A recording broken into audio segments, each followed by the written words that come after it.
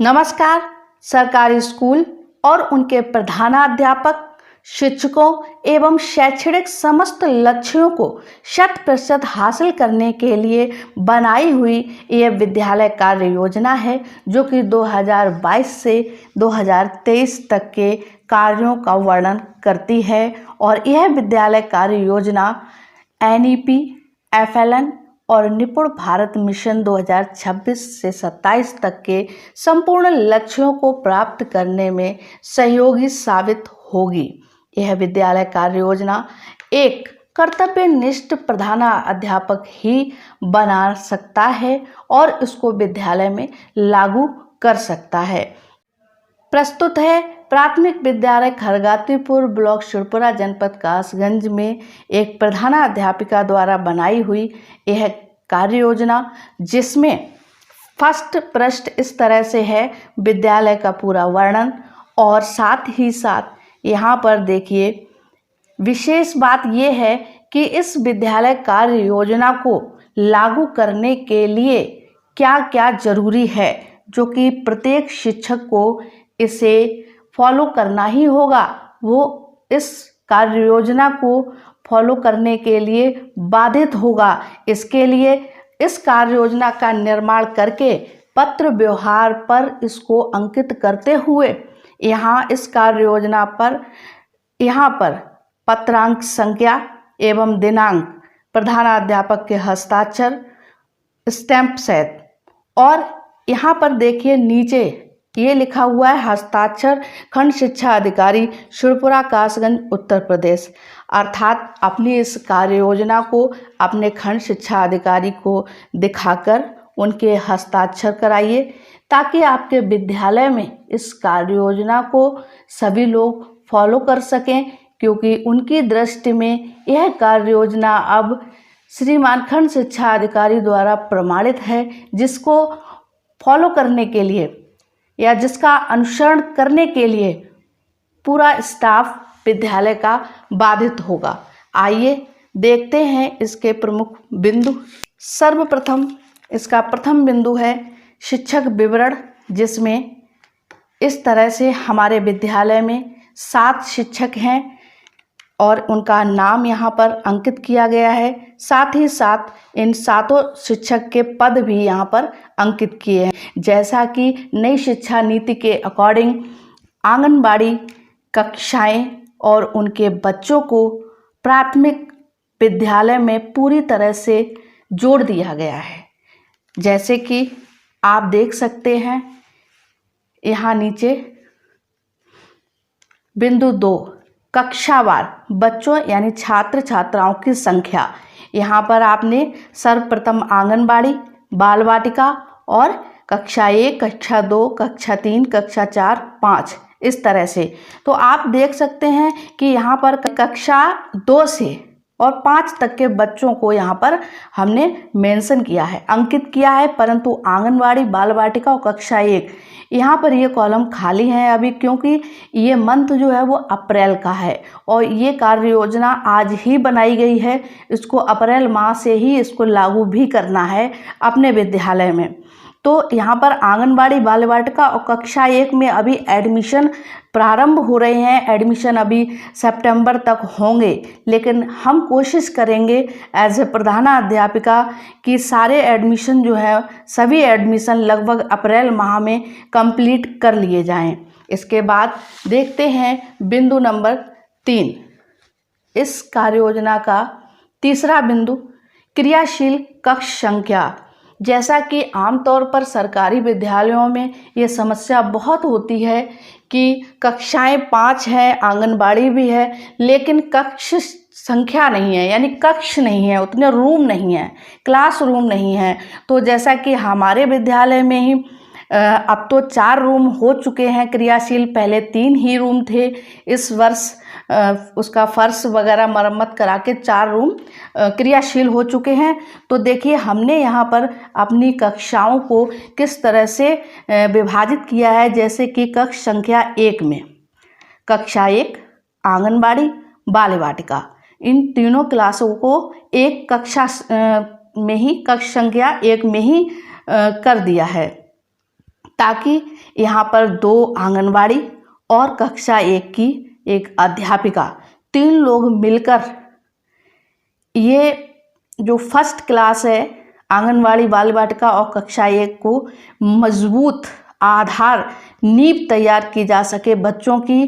तो यहाँ पर अब देख सकते हैं कक्ष संख्या 2 में कक्षा 2 और कक्ष संख्या 3 में कक्षा 3। अब आते हैं कक्ष संख्या 4 में कक्षा 4 और 5। इस तरह से हमारे पास जो पर्याप्त कक्ष हैं यानी 4, उनमें हमने अपनी ये सारी कक्षाएं अच्छे से विभाजित कर दी हैं, मेंटेन कर दी हैं। आगे देखते हैं चौथा बिंदु, कक्षा अध्यापिका नियुक्ति। यानी कि हमारे विद्यालय में जो भी शिक्षक हैं उनको class teacher as a class teacher appointed किया जाता है हमारे द्वारा या प्रधानाध्यापिका द्वारा। जैसे कि आंगनवाड़ी, वैसे तो हमारे यहाँ 2 आंगनवाड़ी कार्यकर्त्री हैं, लेकिन यहाँ पर चूँकि आंगनवाड़ी बाल वाटिका इनमें भी बच्चों के उम्र के अकॉर्डिंग, जैसे कि 3 से 5 वर्ष तक के बच्चे को आंगनवाड़ी में रखा जाएगा और 5 से 6 वर्ष के बच्चे को बाल वाटिका में। तो हमने यहाँ पर दोनों आंगनवाड़ी कार्यकर्त्री को आंगनवाड़ी का क्लास टीचर बना दिया श्रीमती गीता चौहान को, और बाल वाटिका को का क्लास टीचर बना दिया श्रीमती सीमा देवी को। इसके आगे क्लास फर्स्ट यानी कक्षा 1 में श्रीमती विजयलक्ष्मी इंचार्ज प्रधानाध्यापिका हैं। उसका एक रीज़न है क्योंकि ज़्यादातर हमारा स्टाफ जो है वो महिलाओं का है, और ऐसे विद्यालयों में जहाँ पूरा स्टाफ महिलाओं का होता है, मोस्टली एक शिक्षिका जो है वो CCL, मेडिकल, मैटरनिटी लीव आदि पर रहती ही है। तो ऐसी कंडीशन में जो शिक्षिका अवकाश पर रहेंगे जिस क्लास की, जैसे वर्तमान समय में हमारे यहाँ श्रीमती रजनी जादौन, यहाँ पर हम नाम लिखना भूल गए हैं, कक्षा 4 की ये क्लास टीचर हैं रजनी जादौन। तो ये इनका स्वास्थ्य भी सही नहीं रहता है, तो मोस्टली ये CCL या मैटरनिटी लीव CCL या मेडिकल लीव पर रहती हैं। तो इनकी क्लास जो है वो भी प्रधानाध्यापिका को ही देखनी पड़ेगी। तो सुविधा अनुसार कक्षा 1 को एक मजबूती प्रदान करने के लिए, जो कि बच्चों की नींव होती है, तो यहाँ पर स्वयं इंचार्ज प्रधानाध्यापिका ने कक्षा 1 एज ए क्लास टीचर ले रखी है। और आगे कक्षा 2 श्रीमती रामश्री जी जो कि शिक्षा मित्र हैं, और कक्षा 3 श्रीमती नीलम जी जो कि शिक्षा मित्र हैं, और कक्षा 4 श्रीमती रजनी जादौन, कक्षा 5 श्रीमती ट्विंकल गुप्ता जी। तो इस तरह से ये क्लास टीचर यहाँ पर नियुक्त किए गए हैं। आगे देखिए, यह विद्यालय कार्य योजना बनाना किसी भी विद्यालय के लिए एक ब्रह्मास्त्र साबित होती है। किसी को बार बार किसी से कहना नहीं पड़ता है किसी कार्य के लिए, बस इसको सही ढंग से बनाकर और खंड शिक्षा अधिकारी महोदय से और जितने भी शिक्षक लोग हैं उन लोगों के हस्ताक्षर करा के, प्रमाणित करा के इसको विद्यालय में रख देना चाहिए। देखिए, इस कार्य योजना का 5वां बिंदु, दिवसवार शिक्षकों का कार्य विभाजन।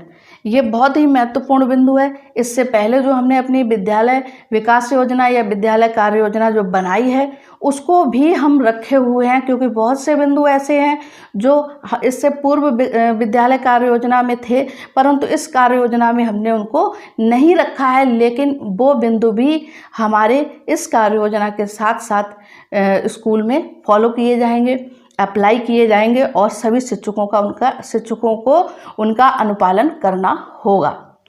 तो यहाँ पर देखिए, विद्यालय खोलना, बंद करना, पानी व्यवस्था को सुचारू रूप से क्रियाशील कर देखना, प्रार्थना कराना, रसोई घर की साफ सफाई से पाक व्यवस्था देखना, जैसे कि रसोइया किस ढंग से खाना बना रही हैं, उन सब चीज़ के लिए एक एक दिन के लिए एक एक शिक्षिका को नियुक्त किया गया है। आप नीचे देख सकते हैं, ये दिन दिए गए हैं और यहाँ पर शिक्षकों का नाम मेंशन किया गया है। और देखिए नोट इसमें, क्योंकि आप देख सकते हैं कि ये जो शिक्षिकाओं के नाम हैं इसमें मेरा नाम यानी प्रधानाध्यापिका का नाम नहीं है, इसीलिए यहाँ पर नोट इसमें ध्यान दीजिए। उपरोक्त शिक्षिकाओं के अवकाश अवधि में उक्त शिक्षिका के कक्षा शिक्षण कार्य से लेकर दिवसवार कार्य की संपूर्ण जिम्मेदारी इंचार्ज प्रधानाध्यापिका श्रीमती विजयलक्ष्मी जी की रहेगी। बिंदु संख्या 6, विद्यालय संचालन हेतु समय विभाजन अर्थात समय सारणी। सबसे पहले तो ग्रीष्मकालीन की जो समय सारणी है 1 अप्रैल 2022 से 30 सितंबर 2022 तक के लिए सब प्रार्थना सभा, जो कि किसी भी विद्यालय संचालन का सबसे महत्वपूर्ण भाग होता है, प्रार्थना सभा प्रातः 8 बजे से 8:30 बजे तक, स्वच्छता परिक्रिया, ईश वंदना, योगा, प्रेरणादायक संदेश आदि। और ये देखिए समय सारणी कि विद्यालय में यानी कक्षों में प्रथम कालांश 8:30 से 9:30 तक का, इसमें हिंदी पाठ्य पुस्तक, कार्य पुस्तिका, अभ्यास पुस्तिका, तीनों शिक्षक अपने अकॉर्डिंग कक्ष में इसका शिक्षण कार्य कराएंगे। और सेकंड द्वितीय इसमें देखिए 9:30 से 10:30, आप देख सकते हैं मैंने एक घंटे का समय लिया है, क्योंकि ये अप्रैल माह से स्टार्ट किया जाएगा, जिसमें कि हमें कक्षा 1 से लेकर और कक्षा 5 या कक्षा 6 से लेकर कक्षा 8 में बच्चे का जब अप्रैल सत्र से आरंभ करते हैं तो हमको हिंदी या गणित पर ज़्यादा समय लेकर बच्चों की नींव को मजबूत करना है। इसलिए यहाँ आरंभिक रूप से 1 घंटा पर कालांश या पर पीरियड के लिया गया है। तो गणित में पाठ्य पुस्तक और अभ्यास पुस्तिका आराम से आप 1 घंटे में करा सकते हैं। तृतीय यहाँ पर 10:30 से 11 पुस्तकालय यानी लाइब्रेरी, जो कि अब लगभग सभी सरकारी स्कूलों में बहुत सारी बुक्स उपलब्ध हो चुकी हैं। तो ये भी आपका 10:30 से 11 यानी आधा घंटे, इस पीरियड में आधा घंटा लेना है।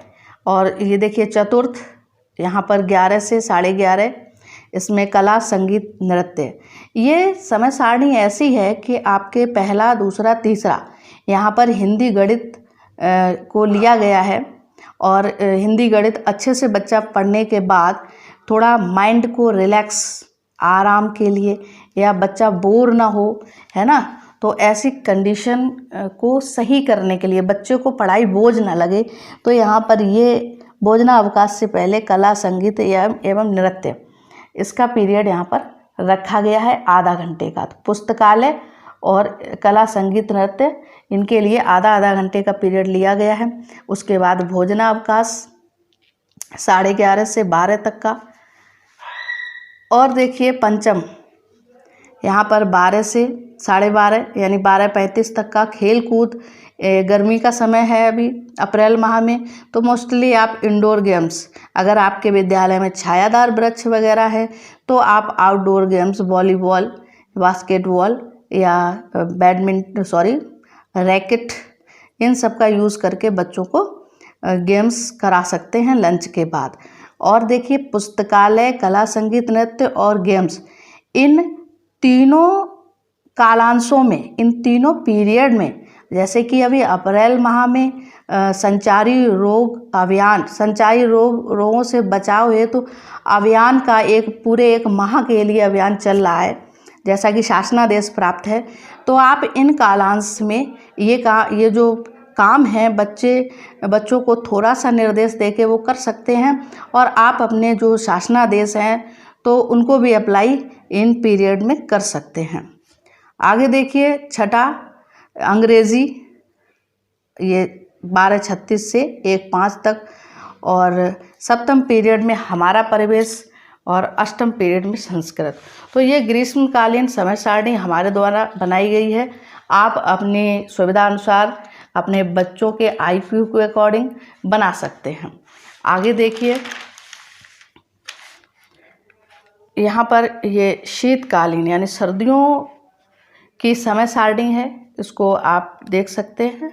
यहाँ पर हमने पर कालांश 40 मिनट का लिया है, क्योंकि हमारे पास सर्दियों में समय भी ज़्यादा होता है, 9 से 3 का विद्यालय होता है, और तब तक सितंबर के बाद हमारे बच्चे भी हिंदी और गणित में मजबूत हो जाते हैं, और उनकी नींव मजबूत हो चुकी है।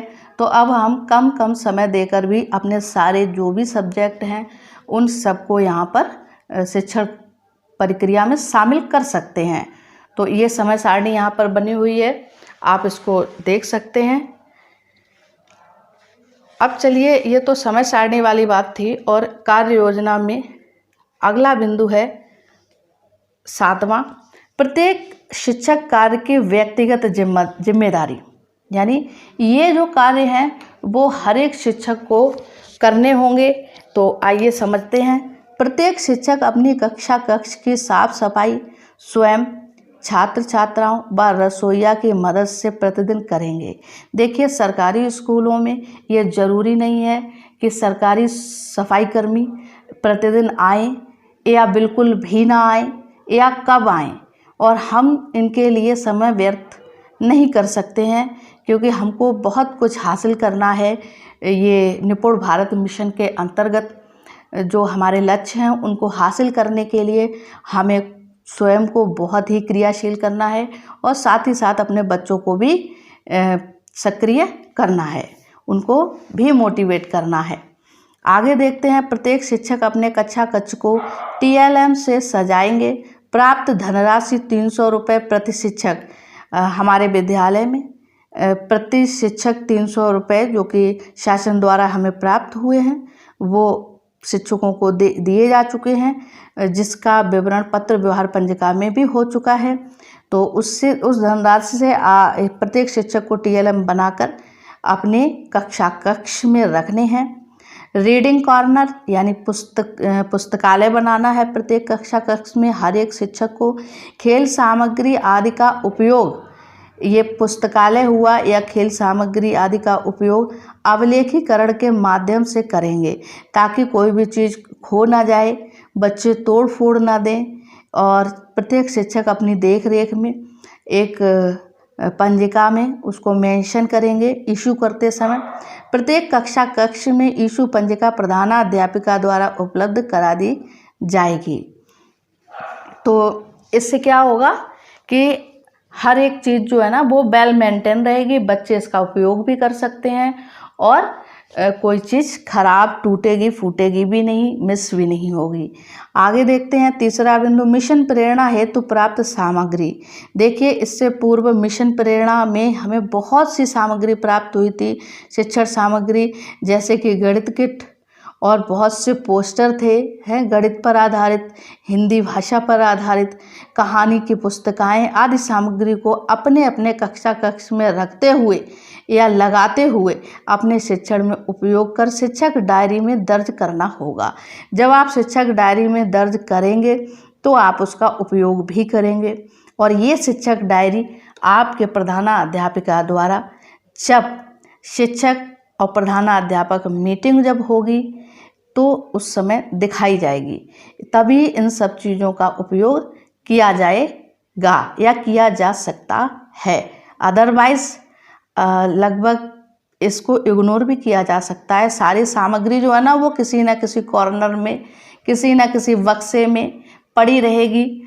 इसको अगर यूज़ करना है तो इसको शिक्षक डायरी में मेंशन करना होगा, ताकि हर एक शिक्षक को ये स्मरण रहे, ये याद रहे कि इतनी सारी शिक्षण सामग्री जो हमारे विद्यालय में आई है उसका उपयोग भी हमें करना है।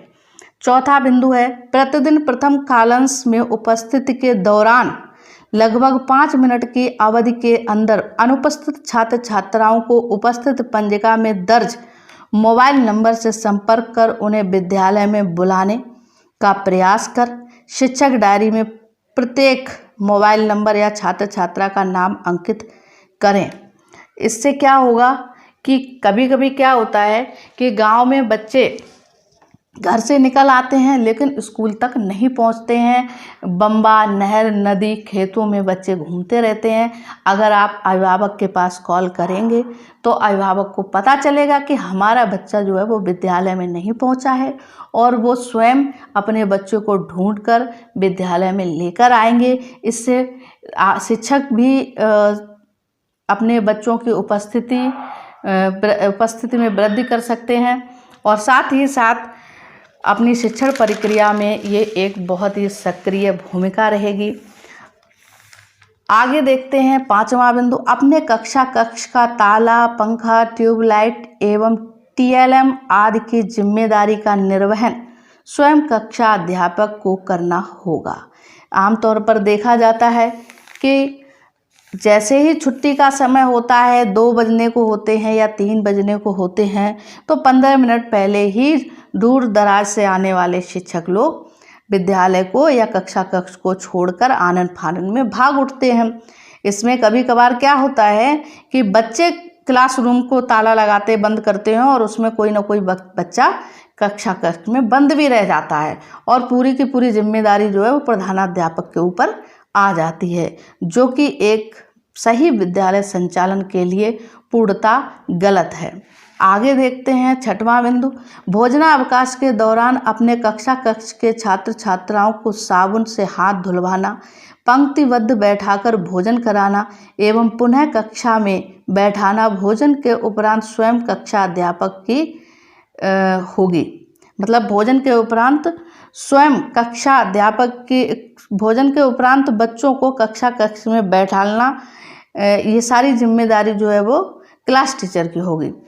और 7वां बिंदु है, छुट्टी के समय अपनी कक्षा के बच्चों को पंक्तिबद्ध बरामदे में खड़ा करके राष्ट्रगान के उपरांत अपनी कक्षा के बच्चों को स्वयं गेट तक या गेट से बाहर निकालकर स्वयं शिक्षक विद्यालय को छोड़ेंगे। यहाँ पर हमने एक एक बिंदु को, एक एक कार्य को सभी शिक्षकों के लिए विभाजित किया है। यहाँ पर सिर्फ प्रधानाध्यापक ही नहीं बल्कि विद्यालय में आने वाले सभी शिक्षक बराबर के जिम्मेदारी को निभाएंगे, बराबर अपने विद्यालय संचालन की जिम्मेदारी को निभाएंगे। यदि किसी शिक्षक का स्वास्थ्य सही नहीं है या कोई समस्या होती है, किसी दिन ऐसी स्थिति को आप अपनी प्रधानाध्यापिका को पूर्व में सूचित करें। उपरोक्त समस्त बिंदुओं की सहायतार्थ स्वयं प्रधानाध्यापिका क्रियान्वयन करेंगी। यदि किसी शिक्षक को कोई समस्या होती है, हमेशा ऐसा नहीं होता है कि हम फुल एनर्जी में रहें, और कभी कभार हम मेंटली या फिजिकली परेशान भी होते हैं, तो ऐसी कंडीशन में आप अपने प्रधानाध्यापक को सूचित कर दें और उस दिन आपका सहयोग किया जाएगा। सारी जिम्मेदारी को स्वयं प्रधानाध्यापिका जी निर्वहन करेंगी। 8वां बिंदु ये शिक्षक के अवकाश संबंधी नियम से रिलेटेड है, जिसमें सभी शिक्षक मानव संपदा आईडी पर रिपोर्टिंग ऑफिसर वर्तमान समय के प्रधानाध्यापक को बनाएंगे। यदि संभव हो तो अपने अवकाश लेने की सूचना लगभग 1 दिन पूर्व में प्रधानाध्यापिका को दें ताकि कक्षाओं का संचालन विधिवत हो सके। अवकाश, दूसरा बिंदु देखिए इसी में, अवकाश लेने से पूर्व अपने किसी भी प्रतिवेदक को अपने कक्षा संचालन का कार्य लिखित रूप में पत्र व्यवहार पर अंकित कर सौंपा जाएगा अथवा विद्यालय के स्टाफ व्हाट्सएप ग्रुप मैसेज द्वारा अपनी कक्षा संचालन हेतु नाम अंकित किया जाएगा, ताकि अंकित या नामित शिक्षक के अवकाश के समय आप स्वयं स्मरण करते हुए भविष्य में उक्त शिक्षक के कक्षा का संचालन बिना प्रधानाध्यापक के दबाव के खुशी से कर सकें। देखिए, ये भी बहुत महत्वपूर्ण बिंदु है। इस चीज़ का ब्यौरा होना चाहिए कि किस शिक्षक ने अवकाश लिया और उस अवकाश अवधि में उसकी क्लास को किसने पढ़ाया या किसने देखा, ताकि नेक्स्ट टाइम इन फ्यूचर जब उक्त शिक्षक अवकाश पर हो तो उसकी क्लास को भी पहले वाले शिक्षक आराम से खुशी खुशी देख सकें। ये भी देखने में आता है या ज़्यादातर होता है कि अगर अवकाश ले ले कोई शिक्षक तो अब उस क्लास को कौन पढ़ाए। तो ये पूर्व से ही आप निर्धारित कर दीजिए कि जो शिक्षक किसी भी शिक्षक के अवकाश समय में उसकी क्लास को पढ़ाता है तो उसके अवकाश के समय में भी वही शिक्षक, मतलब जिसके में पढ़ा रहे हैं वही शिक्षक पढ़ाएगा। अगला देखिए, अपने अवकाश संबंधी समस्या हेतु ब्लॉक कंप्यूटर ऑपरेटर से संपर्क कर अपने द्वारा लिए गए समस्त अवकाशों को ऑनलाइन दर्ज कराना माह के 20 तारीख तक स्वयं उक्त शिक्षक की जिम्मेदारी होगी। देखिए, जब से मानव संपदा आईडी पर लीव ली जा रही है तब से बहुत सी ऐसी समस्याएं आ जाती हैं। लीव अप्रूव करना, लीव अप्लाई नहीं हुई लेकिन लीव ऑफलाइन पत्र व्यवहार पर चढ़ गई है। तो ऐसे में काफ़ी शिक्षकों को विभागीय समस्याओं का सामना करना पड़ता है। इसके लिए पहले से ही शिक्षक को सतर्क रहना होगा कि हमें जो भी लीव लेनी है, जो भी अवकाश लेने हैं उसको हम मानव संपदा आईडी पर अप्लाई कर सकें और उसको समय रहते 20 तारीख से पहले अप्रूव भी करवा दें। इसके लिए अपने ब्लॉक के कंप्यूटर ऑपरेटर से संपर्क कर इस उक्त समस्या का समाधान करना शिक्षक की जिम्मेदारी होनी चाहिए, क्योंकि प्रधानाध्यापक अगर कहीं पर चूक जाता है तो इसमें प्रधानाध्यापक और शिक्षक दोनों को ही इसका खामियाजा भुगतना पड़ता है। अब देखिए, ये नवा बिंदु है, विद्यालय में बैठकों का आयोजन। ये बहुत ही महत्वपूर्ण बिंदु है क्योंकि मीटिंग बैठक होना तो बहुत ही ज़रूरी है। सबसे पहले देखिए, एसएमसी यानी प्रबंध समिति बैठक प्रत्येक माह के प्रथम सप्ताह के बुधवार को प्रबंध समिति बैठक का आयोजन किया जाएगा। अगला बिंदु है पीटीएम अभिभावक शिक्षक बैठक।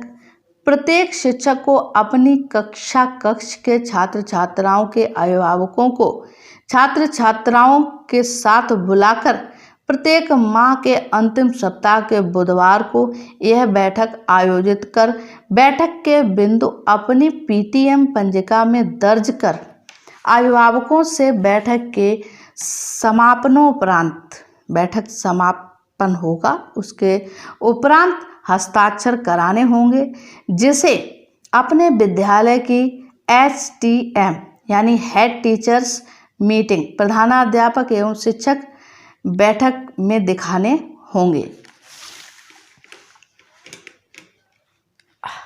नेक्स्ट मीटिंग देखिए, HTM यानी प्रधानाध्यापक एवं शिक्षक बैठक। यह बैठक प्रत्येक सप्ताह के शनिवार को भोजनावकाश के उपरांत 1 घंटे की अवधि तक आयोजित की जाएगी, जिसमें सभी शिक्षक अपने कक्षा शिक्षण के दौरान आने वाली विभिन्न समस्याओं से प्रधानाध्यापक को अवगत कराएंगे। अपनी पीटीएम पंजिका शिक्षक डायरी का अवलोकन करा प्रधानाध्यापिका से हस्ताक्षरित कराएंगे और इसमें प्रधानाध्यापिका भी शिक्षक डायरी और बच्चों की नोटबुक से टैली करते हुए शिक्षक डायरी को हस्ताक्षरित करेंगे, ताकि प्रधानाध्यापक को इस बात की पूरी जानकारी रहे कि हमारे प्रत्येक कक्षा कक्ष में शिक्षण कार्य चल रहा है। यदि चल रहा है तो कितना चल रहा है, कितना प्रभावी ढंग से चल रहा है।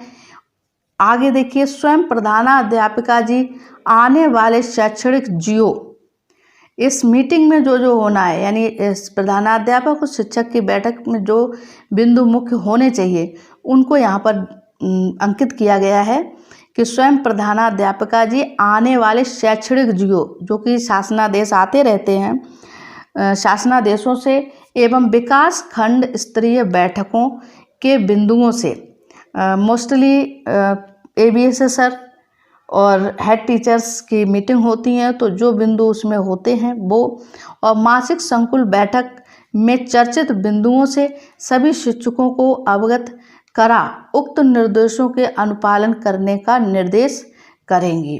तो इसमें ये बैठक भी बहुत इम्पोर्टेंट है। और देखिए नीचे यहाँ पर ये पत्रांक संख्या, जो आपको सबसे पहले हमने फ्रंट में बताया था कि इस कार्य योजना की आरंभ में, इसका मतलब ये है कि इस कार्य योजना में यहाँ पर भी शिक्षक के हस्ताक्षर, अपने पूरे स्टाफ के इधर साइड से शिक्षक हस्ताक्षर कराने हैं। यहाँ पर हम कॉलम बना सकते हैं।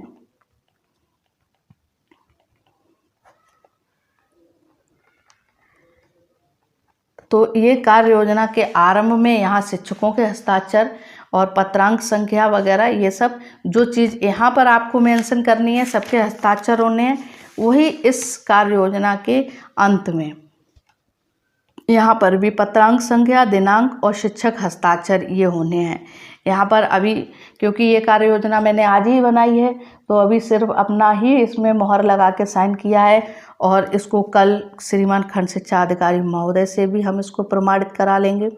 तो ये कार्य योजना एक ऐसा शिक्षक जो 100%